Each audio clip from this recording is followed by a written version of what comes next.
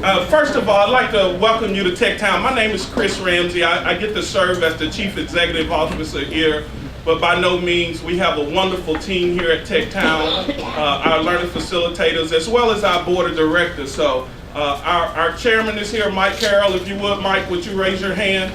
Other Tech Town board members, Reggie Ruff, Matt, if you would, raise your hand. Again, here at Tech Town, we always use the motto of build something amazing. So thank you all for coming out. A little bit about Tech Town. Tech Town, we're a nonprofit. This is our third school year in existence. We actually started as a nonprofit in 2014. We opened the doors at our other location in the summer of 2015. We moved here to the Innovation District in February of this past year. So welcome to the Innovation District. Welcome to Tech Town. Glad to have you here this morning.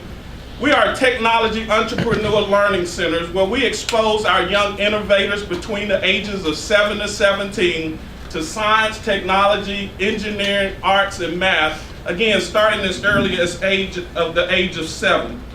We have skills such as robotics, 3D printing, videography, game design, coding. And currently, we've served over 8,000 school visits, school kids, since we started 3 years ago. We've had students represented from over 70 different schools. We've been involved with adult programs and doing professional development with teachers since we started. We also have several learning partnerships in CGLA and Orchard Knob Middle School, Howard High School, Eastlake Academy. We have several learning partnerships with our local schools as well as our home schools, Redemption Point, after school programs at Nolan, and we'll start an after school program at Thrasher, but also at Lakeside and Orchard Knob Elementary School. So we're touching over 500 students a month here at Tech Town. A lot of what we do is we go out to the schools. So not only do we bring kids here, but we're actually physically going to the school to expose kids to the technology. One thing in terms of our adult program, this past year we launched our Tech Workforce Program, which we trained 20 individuals on doing a 7-week boot camp in coding. That was in a partnership with the City of Chattanooga, U.S. Conference of Mayors and Wells Fargo. And I'm glad to say that the city was such impressed with the results of that program that we're beginning another class in January. We're focused on highly motivated, underemployed and underemployed adults to expose them to the coding so that they can get some of the tech jobs that are here in our city. At this time, it gives me a pleasure to introduce Mr. Andy Mackey. He is the Vice President of External Affairs for Comcast, the Big South region. He leads a team that's responsible for developing the strategic relationships with elected officials and community stakeholders to support Comcast's business goals and strengthen communities across 8 states. Mr. Andy Mackey.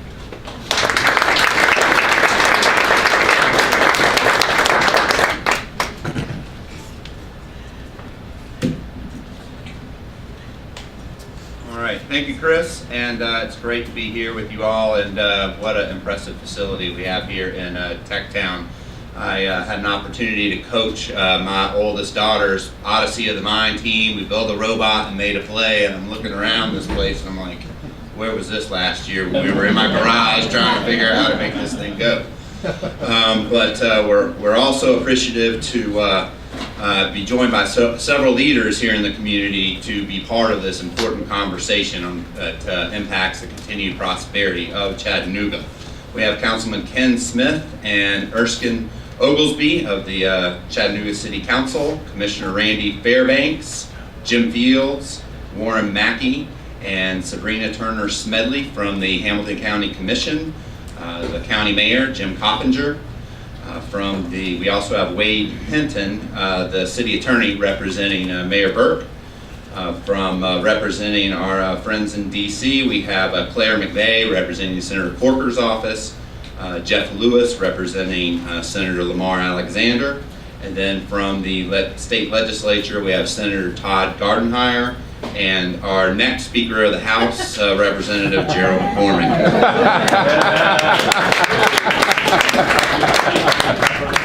So again, your presence this morning reinforces the importance of the topic to this community, both as a driver of continued growth of Chattanooga and also the social responsibility that we all share for the least advantaged.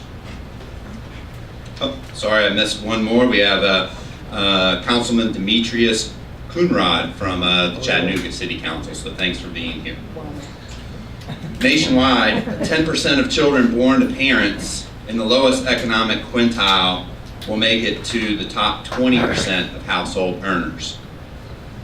In their study of economic mobility of Chattanooga's youth issued this past August, the Metro Ideas Project found that local kids have only a 6% chance of realizing the American dream.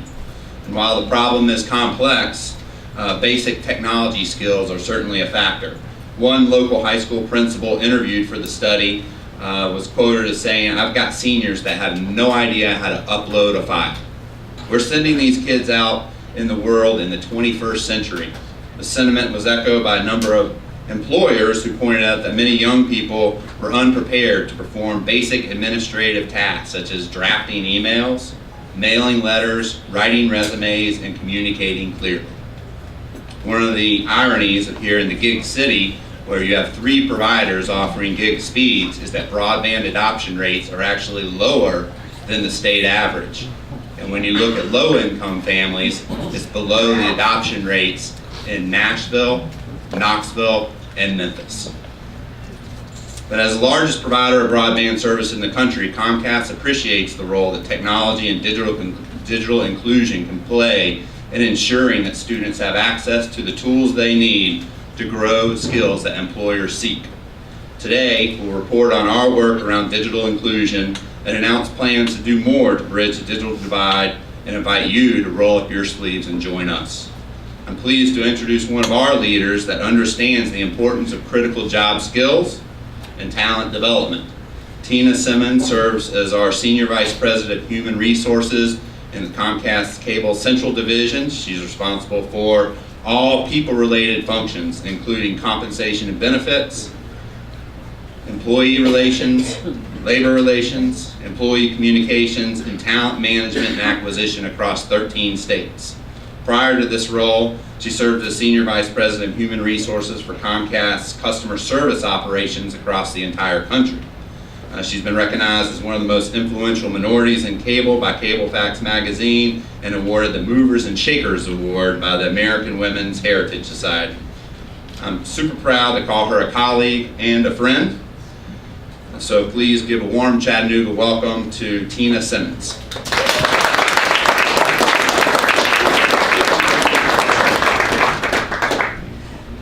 Good morning, Chattanooga. Good morning. Help me as I continue to wake up from my 4 a.m. wake-up call this morning to drive here from Atlanta.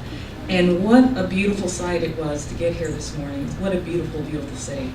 So thanks all of you for being here. I want to thank Chris Ramsey and the Board of Directors of Chattanooga Tech Town for hosting this event. And I really look forward to joining the panel later on. The discussion we have planned to talk about Chattanooga's development. We'll do that in a few minutes. So, I'm happy to be here in Chattanooga this morning, early morning for me. There is a vibe in this community, and rightfully so. The Chattanooga region has been on quite a roll over the past few years. Chattanooga is the second fastest growing city in Tennessee, next to Nashville. Unemployment is down to 3%, and at least partially due to 2.3% annual growth in new jobs. And over the past 6 years, the Chattanooga MSA has seen 346 business relocations or expansions. That's absolutely phenomenal. This has yielded 27,000 new jobs and $8 billion in new capital investment. Congratulations, Chattanooga. Even more impressive is the recognition among community leaders that more work was required to ensure Chattanooga's continued prosperity and to expand opportunity to all of its residents. Upon learning that 80% of the future jobs in Hamilton County that pay more than $35,000 a year will require some sort of post-secondary education or degree, and only 38% of Hamilton County residents currently have that level of education, a broad cross-section of community leaders from business, education, government, faith-based organizations, and nonprofits joined together and devised an economic development strategy designed to improve equity and opportunity through improved education and workforce training. After 18 months, the community is realizing results from the implementation of the 10 strategies underpinning the plan. Additionally, this fall, Hamilton County Mayor Jim Coppinger and the County Commission released the county's bold plan to fund the biggest, and I'm quoting here, the biggest bond borrowing program in the county's history to upgrade schools.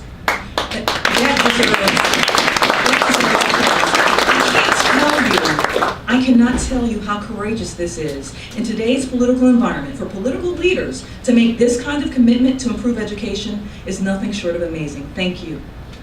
So, as a leader responsible for hiring and development of 30,000 employees across 13 states, I appreciate Chattanooga's comprehensive approach to workforce development.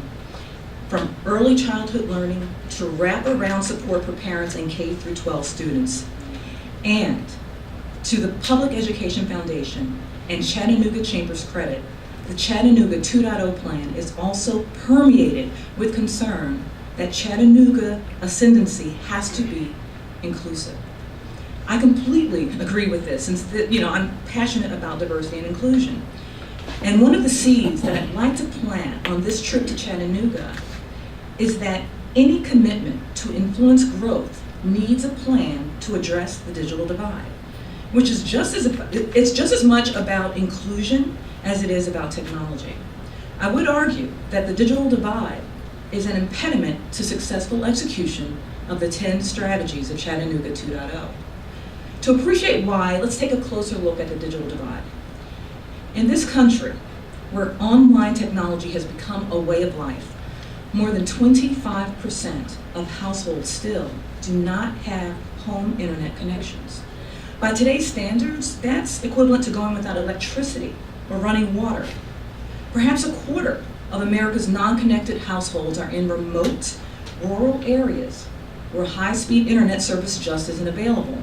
But the vast majority of non-connected households, about 20% of Americans, live in cities and towns where home broadband connections are available from competing providers, but yet they choose not to connect. The question is, why? The usual suspect is cost, and that's certainly a factor, but the research has made clear that it's not the major barrier to broadband adoption. The number one barrier, by a mile, is a bucket of complex digital literacy and relevance issues. Many of the unconnected just don't understand the internet or how to use it. They might be afraid of the internet, and they don't understand the relevance the internet has to their daily lives and the well-being of their families. Barrier number two is the sad fact that too many low-income households do not own a computer and can't afford to buy one. Barrier number three is the monthly cost of subscribing to home broadband service. Americans without home internet connections are disproportionately low-income minority families. Here in Chattanooga, 91% of households with annual incomes above $50,000 have broadband internet at home, while only 45% of households with annual incomes of less than $20,000 have it. That 46% gap is the digital divide for this city. The cruel irony of the digital divide is that the more broadband technology advances, the further behind it leaves people without home broadband connections, who happen to be the very people who would most benefit from the equalizing potential of the internet. The persistence of the digital divide aggravates America's serious issues with growing inequality. It's not only an injustice to the families involved, but it's a barrier to improving education, to workforce development, and ultimately to economic growth.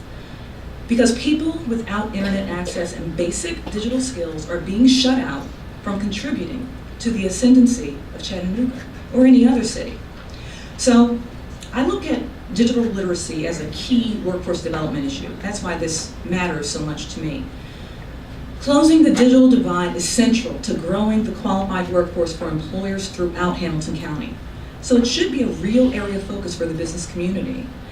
Consider the relationship of digital literacy to the issue of middle skills jobs. Middle skills jobs require a high school education and possibly some additional technical training, but not a 4-year degree. And these job opportunities are the ones that are growing the fastest. According to the National Skills Coalition, middle skills jobs account for 58% of Tennessee's labor market, but only 45% of the state's workers are trained to the middle skill level. Research by Burning Glass Technologies, a job analytics company, shows that 8 out of 10 middle skills jobs require some digital skills, like managing a spreadsheet, using word processing or data entry software applications. Digitally intensive middle skills occupations are growing more than twice as fast as non-digital middle skills jobs, and they also pay substantially more. But even these jobs are out of reach if you're stuck on the wrong side of the digital divide.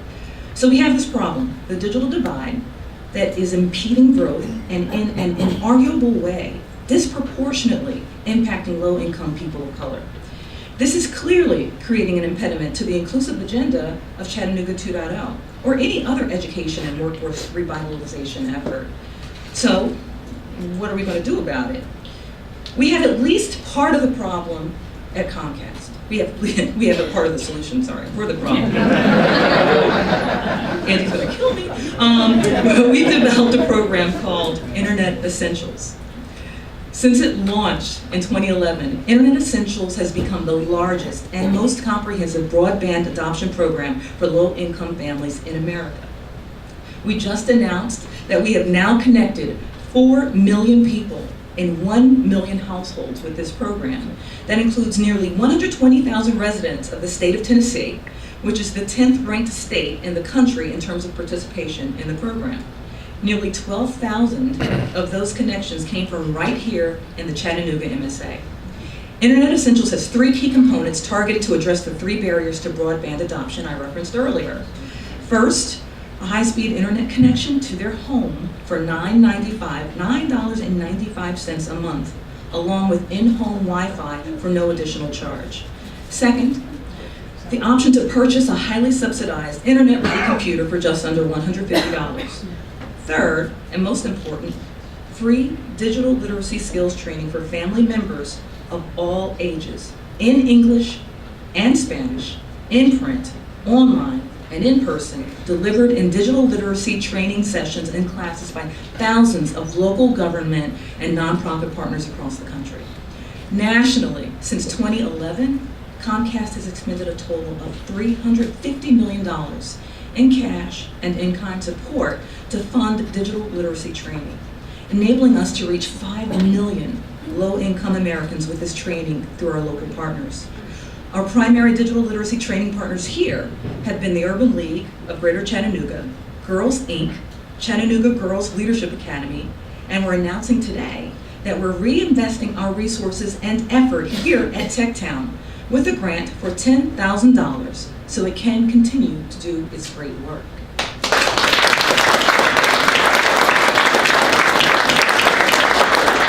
We started Internet Essentials by trying to reach families with school-aged children. Any family with a child eligible to participate in the National School Lunch Program is eligible to participate in Internet Essentials. But we've expanded eligibility 9 times. Today, any resident of public housing, in fact anyone who receives any form of HUD housing assistance, is eligible to participate in Internet Essentials. Every year, we make enhancements to the Internet Essentials program.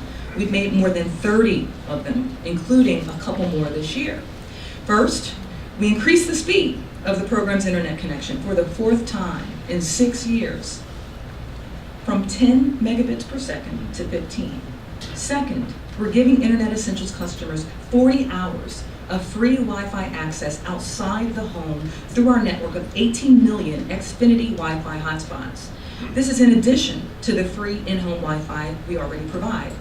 All this progress and statistical growth is amazing, but I always worry that the numbers don't fully capture the transformative impact that this program has had on real people.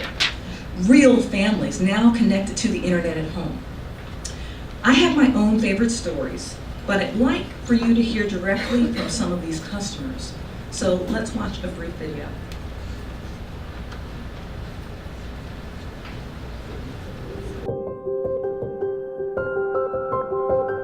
Having internet in a home, it would be much easier than getting on the bus, especially with a 1-year-old baby, just to get to the internet. It takes 2 or 3 buses. There's a digital divide.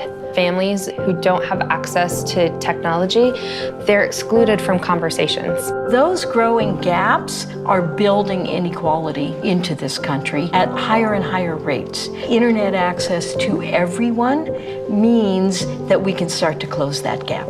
When I was unemployed, not having the internet made it so difficult for me to try and find another job. Even my 5th grader is required to do homework online. Learning today can take place 24/7, anytime, anywhere, as long as you have the appropriate tools. And the tools are tools of empowerment. Internet Essentials represents our company's commitment to bringing the dream of broadband to every single American, regardless of the income level of their family or the zip code where they live. Internet Essentials is a tool of opportunity.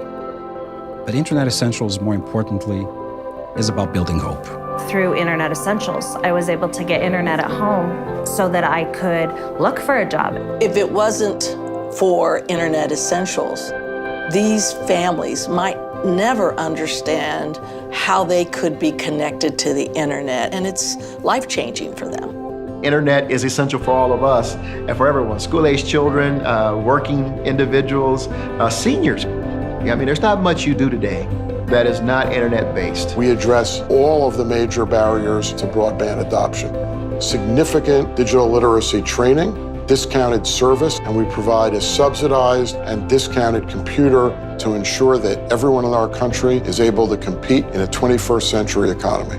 Over its first 6 years of operation, we've been able to connect over 1 million families, over 4 million low-income Americans to the internet at home, most of them for the first time in their lives. When you're talking with people who didn't have access and didn't even know this was available, it's almost if the whole world is opening up. Ecuador, Peru, Bolivia, Argentina, and Chile. You can look at the statistics and be blown away by them, but for me, the impact of this program is not told through the statistics. It's told through seeing story after story after story of people's lives being transformed.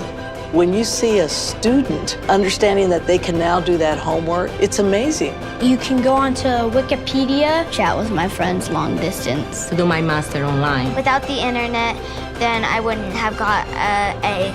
My youngest son, he wanted to be a lawyer, but now he says, so many options out here. I don't know what I want to be anymore. To some people, it may seem like a little thing, but to people that can't afford it and can't get it, it means a lot. Wherever you go, you should feel like that's the greatest place to be. If not, change something. And that's what I teach my kids.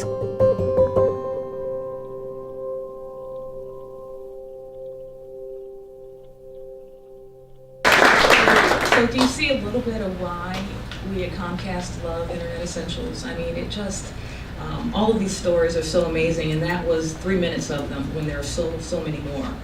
So it's been incredibly rewarding for us to see the transformation in lives of families who we connect to the internet most for the first time. And when people ask me how long we'll continue Internet Essentials, I tell them we'd like to keep it going until there's not a single low-income household left in our national service area without internet access.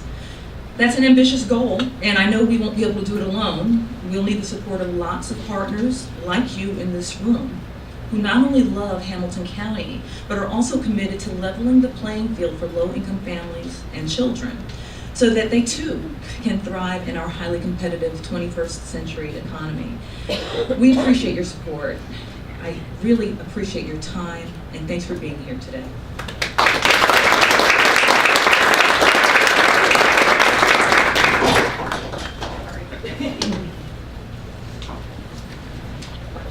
Thank you very much, Tina. And now we'll turn it over to our panel, who's moderated by a familiar face here in Chattanooga, Mr. David Carroll, anchor and public education reporter on WRCB TV in Chattanooga. As you all know, David's reporting has frequently been recognized in this community, including being named as Chattanooga's best columnist reporter and best TV personality last year. His work covering education issues particularly has earned awards from both the Tennessee and Georgia School Board Associations, and we are very excited to have David here along with his expertise in moderating this morning's panel. So please welcome David to the stage.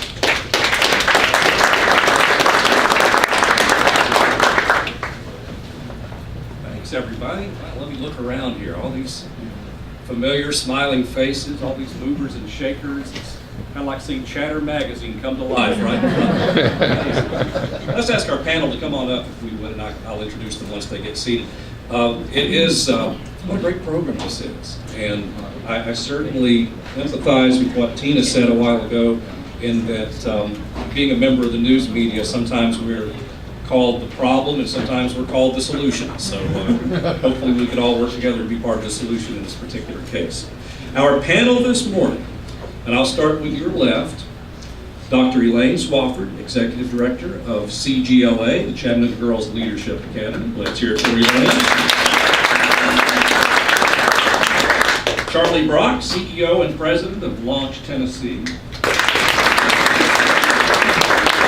You have just heard from Tina Simmons, the Senior Vice President, Human Resources, Central Division of Comcast. Thank you for being with us. And my friend Dr. Zach Brown, Secondary Director of the Opportunity Schools for the Hamilton County Department of Education.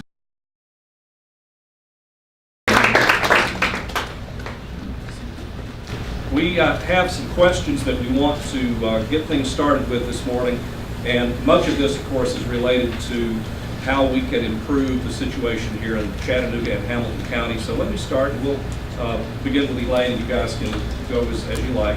How can broadband impact economic mobility? That's probably a given we just heard from Ms. Simmons, but I'll tell you that through a story.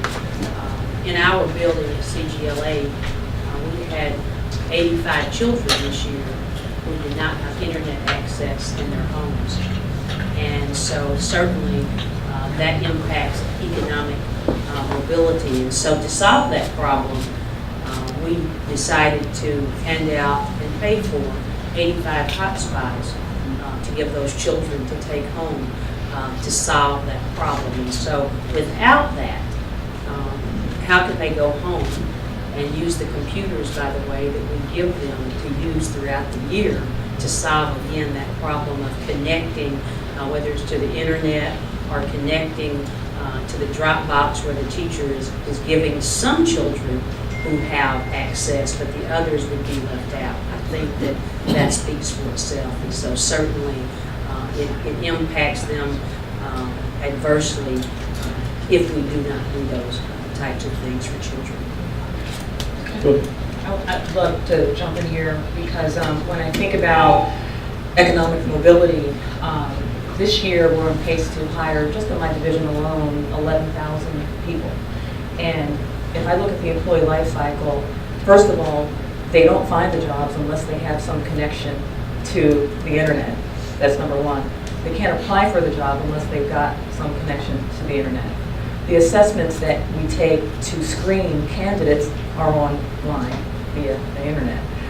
Once they get in and are selected, you have to go through training, and much of it is online. So you have to have some familiarity with the internet online, with being on a computer.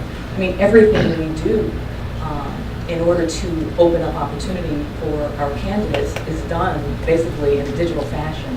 So I think it's putting an exclamation point on the point that's already been made that it's necessary. It's like running water and electricity nowadays.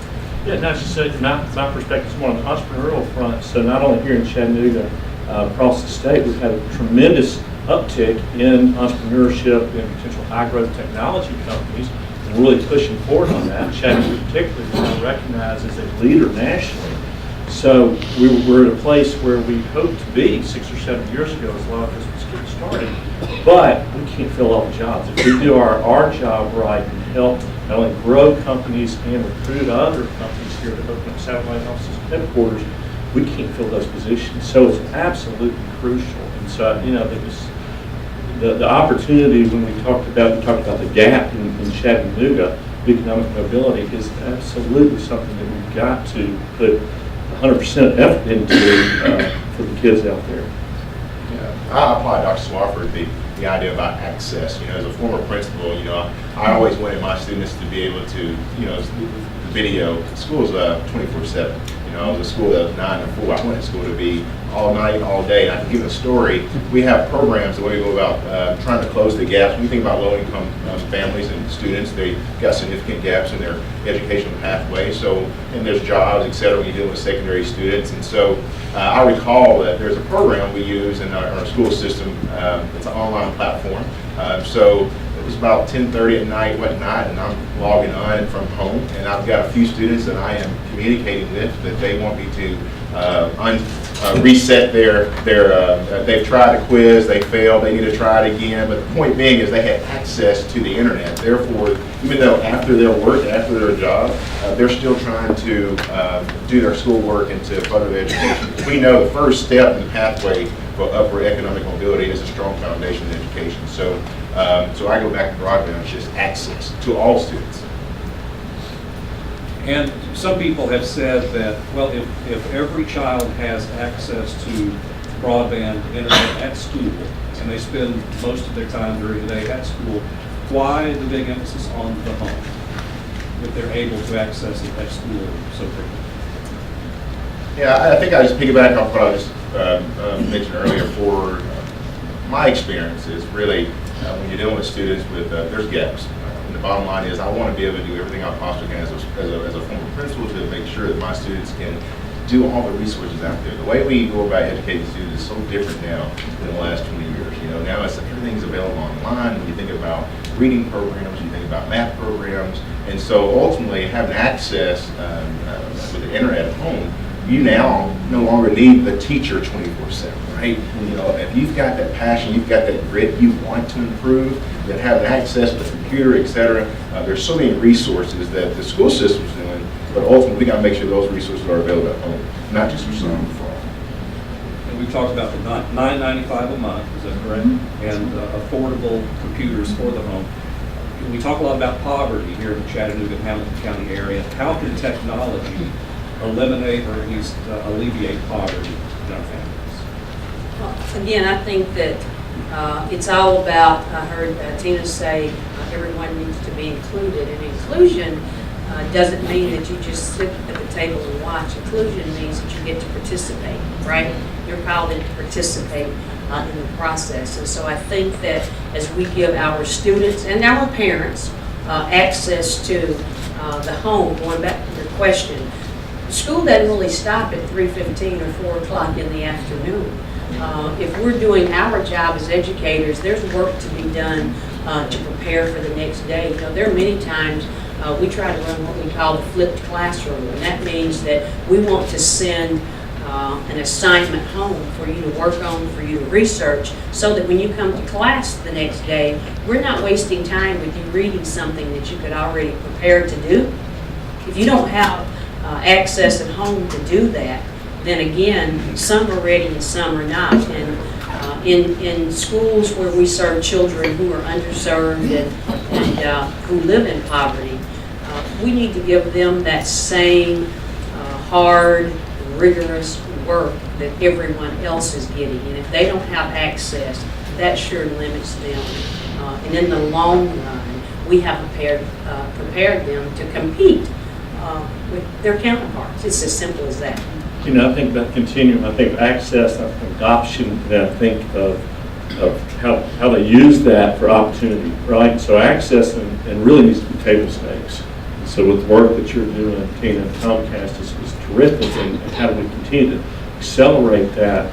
Because they have to have that, and then digital literacy, which again, you're doing it, and I saw Sandy Loudermilk and Tech Goes Home. There's some great programs that are helping around education and training, so to reduce those barriers to adoption and get overcome the fear factor and the intimidation of technology. And then how does that help with opportunity? Not only to help get access to and awareness of the jobs that the chamber and others are bringing in, but also maybe to create your own future path as an entrepreneur. And again, there's some great training, entrepreneurial programs taking place through Launch Chattanooga and other programs here in our schools, but they need that opportunity to continue to enhance that and build on that at home.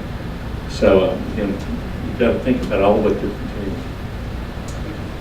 One thing I'll add to that is just ultimately you think about technology. It's really what's going on in school as well as home. I remember the idea of technology is really want all of our students to be able to do three things when you think about the skills they need going forward. Be critical thinkers, collaborate, and be creators, right? And technology allows you to do that, allows the engagement that's going on in school, and then hopefully that's kind of propels them to go on and say, I can do great things. But I read something a while back, and it was saying being disconnected is not about being poor. About staying poor. And so that really just stuff. By the way, near the end, I know we all have a little deadline here, and some good news coming to CGLA at about 10 o'clock this morning. It'll be on the news tonight. So we can't stay here a lot longer, so I do want to give you all in the audience any opportunity to ask questions as well. Tina touched on this in your talk this morning, and that is about Chattanooga's position as being the second fastest growing city in Tennessee. What y'all are doing here, what can this do for Chattanooga? How can this help us? Gosh, I mean, we talked about the access, but I think the access is, and many of you are involved in this, ultimately becomes an accelerator for this city's ability to, you hear all the time things like artificial intelligence and machine learning and all of these things. You don't understand that you can't get connected to it, you can't become a part of it without having some sort of connection, that access to our broadband. So through our efforts, through our digital literacy efforts, we're trying to get more people, kind of on the boat, so they're not left behind. I mean, ultimately, what we're talking about is like back in the day when I was in school, having a pencil. It's that necessary. And I think what we've got in place, our Internet Essentials program, really has the key components to help Chattanooga 2.0 and any other workforce development program really accelerate beyond where you are today. And Elaine, I mean this as a compliment. You've been an educator for a long time. I started early. I know because I was there. So having said, and to follow up what Tina said a minute ago, how necessary is this program for students in 2017? If it weren't for these programs, where would you be? We would still, we have a responsibility, I think, to make sure again that in the city of Chattanooga, where Zach and I both have served, you have over 30% of children in the city that live in poverty. And if we do not put the program in front of children and their parents, we'll never catch up. It's as simple as that. I mean, you can't, and we've got to do it rather quickly. There's a saying, you can't run the same speed and catch up. Right? And so we've got to really move forward as quickly as we can. And so, the Internet Essentials program, we run it in our building. I would suggest that throughout our city, that this offer is placed on every school counter in Hamilton County and give everyone the opportunity. There are people who potentially, hopefully after today, and we run it on the news, that people will know that this is available for their communities and their schools, because if we don't, we're never going to catch up. And it's unfair to the children who don't have the opportunity. Yeah, I think I add to that, the only thing about the Internet Essentials is students that's even going through programs like Tech Goes Home and then having access to something like that. Think about a high school student right now. Today, we've got students at Howard as well as Branders taking online courses, like dual enrollment courses, prepare them for post-secondary. And so without access to the internet, without having that, the only time they can work in that assignment is from 9 to 4 or 7:15 to 15. Now we've given them opportunity to further their education. You know, besides the fact that they've got to work. I get that. That's okay. But you know what? After work, you have access to the internet to continue your studies, to actually, it's not really to catch up, it's trying to catch up, trying to stay there, right? The bottom line is it's competitive. We talk about the jobs that's out there. And so I'm excited about just having a program, so there's just no excuses, right? You know, we've got the pathway. Here we go. Let's move forward. You know, David, let me say this. The other thing is that without this, we have to have a way to expose children who can't go and see things that they normally see. And so part of the children staying behind is if you can't see it, you can't dream it. This access lets children see things that they would not normally even be aware of that potentially exist. You know, the internet ought to be the great equalizer, right? It creates opportunity for all. The trend towards remote working, 24/7 working, and people, you know, not having to be in the office, that is absolutely prevalent throughout corporate America. So there's opportunities, but again, if you don't have that initial access to digital literacy, you're not going to be part of that. And that's the opportunity that we have to show.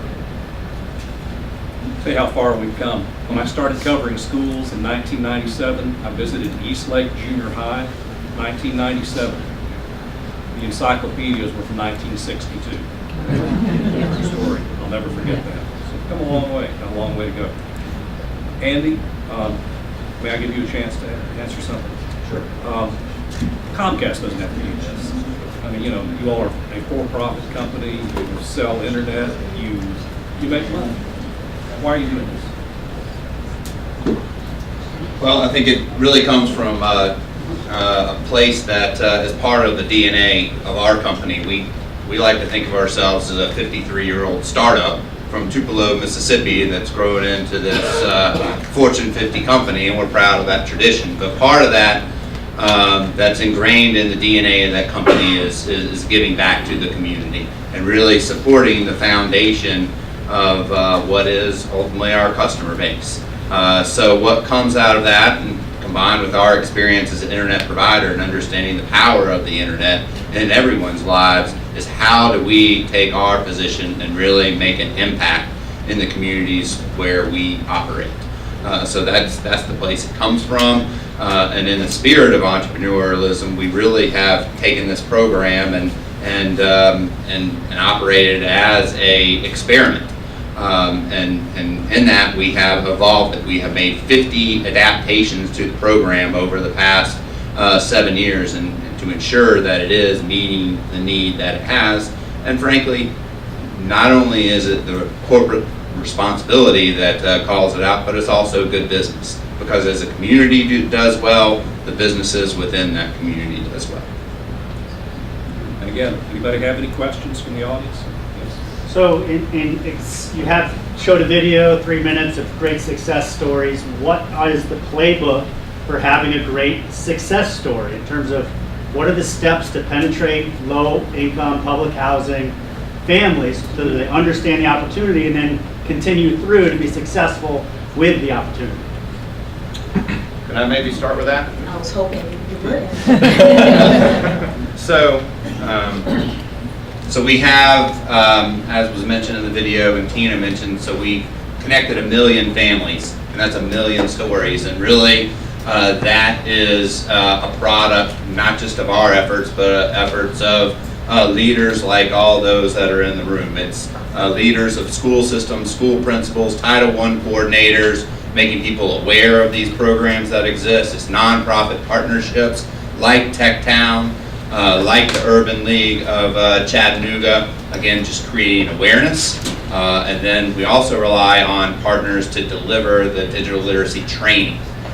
We have online resources, but there's some people that just feel more comfortable in a classroom style setting where they can see, hear, feel, touch, ask questions that is directly to them or from them that may not be answered in the online module. So it is group evangelization about the program, it's partnerships to deliver the digital literacy training, and then another thing that we've seen is that program participants are spreading the word to their peers based on their positive experience, just like anything else. If you enjoy a restaurant or a shopping experience or whatever it is, you're going to tell your friends and your neighbors about it. And so it really is that collaboration as a community. Does that answer your question? It does. If I could just follow up with, does the training part sounds pretty quintessentially important, but that's, as educators in the room, that's pretty challenging to get people with little time to come to this. So how do you get them to make sure they get trained, get the participants? A big part of that is first availability of the trainings, right? And then the second, to your point, is trying to drive that traffic to the trainings. And again, that is, you gotta have enough trainings at different times of the day and different days of the week so people can come. And then people have to understand that it's relevant in their lives. And one of the things that I think is important is, statistically, we see that Internet Essentials participants are reporting that 98% of the kids are doing better in school. But what is also the story of the program is that parents, often single mothers, are taking advantage of that connectivity in the home that they didn't have before, not necessarily to have digital literacy training, but they're going online and advancing their education, whether it's a GED or getting an online degree or even a advanced degree. And so there is some benefit of just having the connectivity in the home that people can explore and do things on their own. Thank you. Irvin Overton has a question. Good to see you, Irvin. I think my question is, there are a lot of families now, they just can't squeeze out $9.95 a month.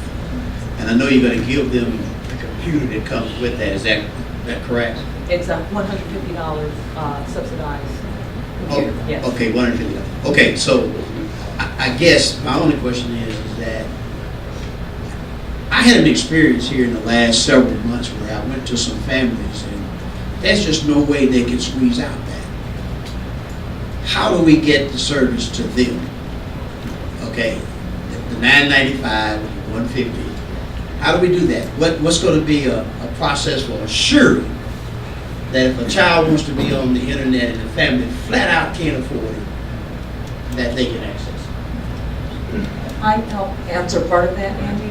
So I think a part of that comes through the partners that we have. For instance, I'm on the board of the Boys and Girls Club of America. So if a child is unable to, the family can't afford the $9.95 a month, many of the kids who come to the clubs through the Boys and Girls Club across the country, they have access to the internet with the partnership that Comcast provides.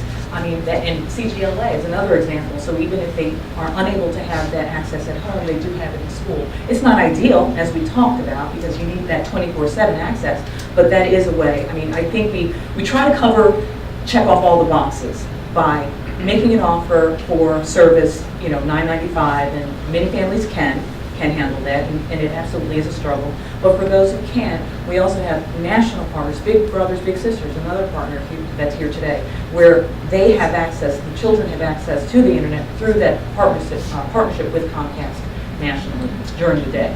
So Irvin, that kind of takes me back to an MLK conversation that I read where he talked about, surely if we can find enough money to send people to the moon, millions. My answer to your question is, if we can do that as a community and as the world, whatever, surely we can come together and find how to get these children access. Mm-hmm. Because they dropped it to $9.95. That's a great deal.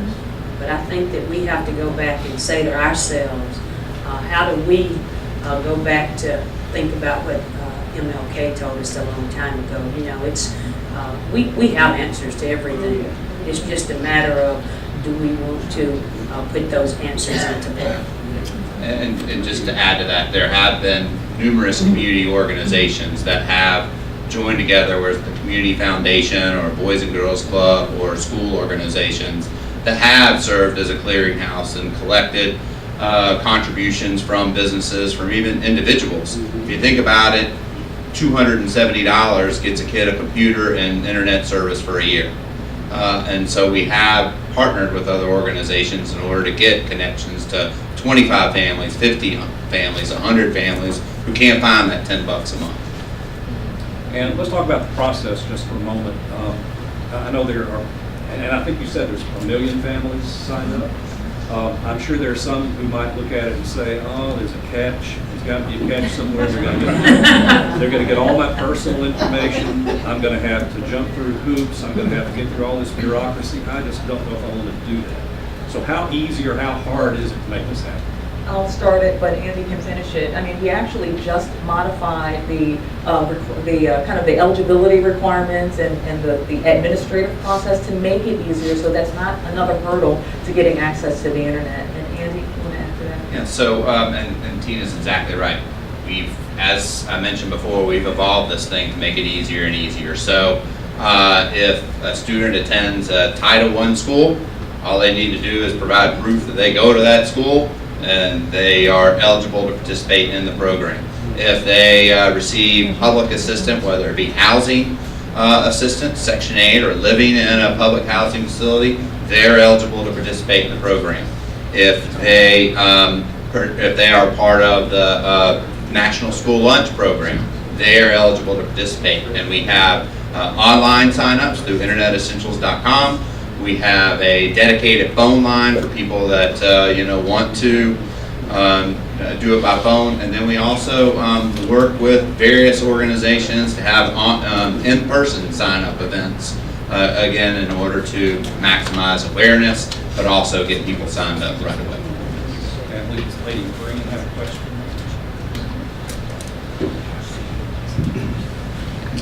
Yes, we've been talking about the digital divide since the 1990s, and Henry Louis Gates was one of the first people that started talking about and doing something about it. And I want to follow up with Dr. Swafford over here, because we have a solution, and I love what she said. There was a problem, and she solved it. So that means she is solution-oriented. So we have people who don't have the computers. I think it was the Secretary of Transportation, I believe, that came to the Urban League event and said you can have all this fast, the fastest gig in the city or in the state or in whatever, but if you can't connect to it, what good is it underground? And so I'm more or less interested in solutions. If you have a problem, there is a solution. And parents don't have the funds. You can give them a computer. How are they going to connect the computer every month? So anyway, that's my concern. This has been going on since the 1990s. This is nothing new. We need solutions. I kind of got in a little late, and what about the seniors? I completed the program, Tech Goes Home, through the Urban League.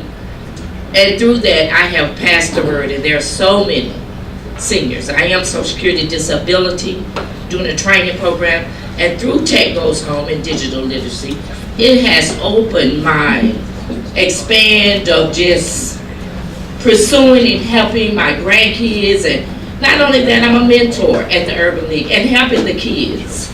But what about my $9.99 for a computer, for the internet? So I mentioned we have been experimenting. We've launched this program as an experiment, and we have, like all experiments, we've been testing different things. And we do have several markets around the country that we've been testing Internet Essentials for seniors. It is not in Chattanooga yet, but we just, 3 years ago, we launched it in 5 cities. We just expanded it this past fall to 16 cities, and we're looking at growing that. Another experiment that we have been looking at is community college students, recognizing that the continuum of learning certainly continues along, and community college students are another cohort that we think can benefit from Internet Essentials. And so we have, I think it's 5 markets that we're experimenting with that. So we're certainly, and I will say these adaptations are based on feedback that we hear from folks like you, and we give it a whirl. Because there's a lot of seniors that are taking that class. That's right. They get their laptops and they're excited. We'll take this to Philadelphia. So you have a suggestion on a city that could be added? Let us be able to, we're in a bracket that with Social Security disability, you fixed income.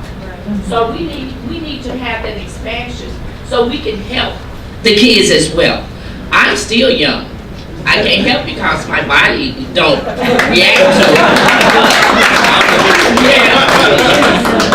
Well, your voice has been heard by the right people. Thank you. Glad you spoke out.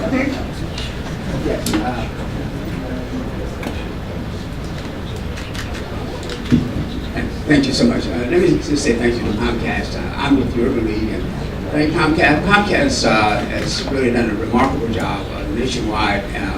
I'm with the Urban League. We have 100 affiliates throughout the country, and throughout all of those, Comcast is remarkably philanthropic in terms of their contributions in all of these cities. And I'm not saying that just to blow smoke, but they have over the years. And so just thank you for what you've done throughout the city.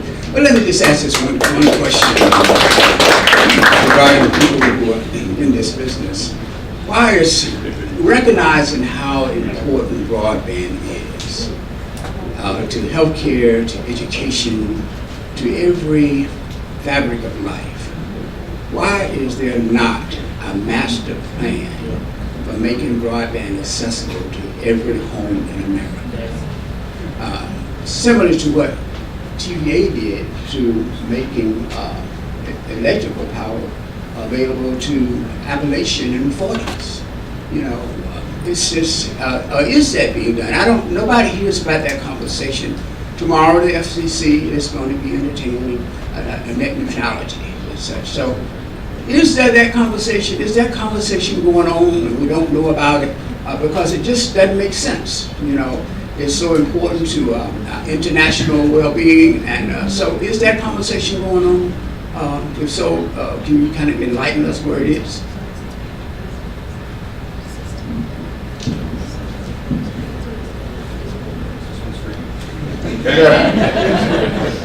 Well, I think there's a couple of conversations that are going on. The one conversation is broadband to every address, and really that's a conversation that's happening at the federal level, and I think Tennessee got somewhere on the order of $400 million in order to expand broadband in parts of Tennessee that don't have it. In addition to that, at the state level, there's been leadership by Representative McCormick and Senator Gardenhire in terms of how does the state play a role, and really started in a leadership position among states and creating a fund to help bridge the gap between a typical capital deployment payback model and the high cost of getting to areas that are just less densely populated. So that conversation is not only happening, but the real policies that are driving broadband expansion. But then, as Tina mentioned, you have a significant number of folks that can get internet, but don't. And research shows that the biggest issue, cost is a contributing factor, but it is just that understanding of why would I connect? What is the power of the internet? And it's a tough problem. Just like poverty is a tough problem, economic mobility is a tough problem. You look at Chattanooga 2.0, there's a 10-point strategy in how to get to it because it is a complex issue. And so it's something that I think we all have responsibility for doing and participating, whether it's in Internet Essentials or Tech Goes Home or what have you. There's lots of good work, but there isn't a coordinated plan, so to speak, to make it happen for everybody. But it's kind of all our part is to spread the word. Okay, we only have a couple minutes left, and we'll get one more question in just a second. Charlie hasn't been speaking the last few minutes. I got one for you. Mm-hmm. Y'all, for folks who don't know Charlie, he's been an entrepreneur for about 20 years. He has read job applications, he's hired people, and I just want to talk about, do you see a difference in the people who come to you and say, I want work, I need employment? Do you see a difference in the ones who have had some access to broadband and those who have not? Oh, absolutely. And again, in the sector that we're working in now, a lot of it is early stage tech-enabled businesses and services. So Most of those folks have had that opportunity, have that digital literacy, and their ability to scale their idea much more quickly and to entice capital providers to help invest in their ideas so that they can then grow their company and be job creators. It's absolutely playing out. But again, as we've been talking about, there's too many folks here in this community that are not part of that equation. So this would be good for our economy. Oh, absolutely. And the multiplier effect, I know on the economic development recruitment side, we talk about multiplier effect of advanced manufacturing, but tech jobs, and you can read different studies around this, but it's a multiplier effect of 4 to 5 times in terms of the economic value of a high-tech job to a community. Okay, and so the opportunity that we have, it's interesting, there's a look at Stockholm, is now one of the top 10 cities in the globe for entrepreneurship and for high-tech startups and for economic mobility. 20% of their workforce, 20% is involved in high-tech jobs. It has just been incredible what that community has done over the last 15 years. So, I think that we need to look at the examples, and I think more in your question, there's a lot of great things, and what Chris is doing here against the other programs we've talked about, how do we coordinate that? Where, if we look at that across the continuum, where are the gaps? And who's looking, how do we solve it for those gaps? And we have an opportunity in this community to do that. And so much good work's going on, but as Elaine talked about, the digital divide, because of AI, VR, and everything, it is going so fast. He says that we risk getting left behind so quickly if you're not raising the bar for everybody. All right, and let's give you the final word. The radio. How is it that we can get the radio without having to pay a dime? Ask it again, I'm sorry. The radio? I'm solution oriented. We can get the radio station without getting a dime, without paying a dime. So why is that? Why can't we get free internet like we get free radio?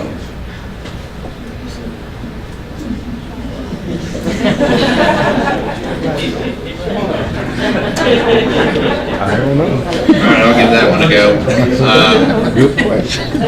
I mean, like anything else, radio, nothing is free, right? The radio is free to consumers. That model is an advertisement. It's either an advertising-driven model, or in the case of public radio, it's some combination of sponsorships, contributions, and government subsidies. And ultimately, the internet has grown up in an environment of light governmental touch from a regulatory standpoint, and many would argue that that has certainly been responsible for the growth of the internet and the flexibility of the internet that has really outpaced what most people would even conceive of 5, 10, 15 years ago. So it's a different model of growth. Some would argue that the current model has allowed it to grow in the proportions that it has, but I think it's a fair point, and I know that there have been experiments with free internet in certain towns, and what has, at least the ones I'm aware of, is you've actually seen people still not getting it, even if it's free, again, because you haven't leaped over that barrier of walking. And I love radio too. Are there any closing comments? For my part, I'd just like to thank our panelists for being involved. Andy for stepping up, taking the heat here a few times. Thanks to all of you for spending some time with us today. I think this is a great program. We need to get the word out about this to help people in the community who may not be aware of it. Those of you who are involved in the partner organizations, get in the community, spread the word. And thanks to Comcast, it has making this possible.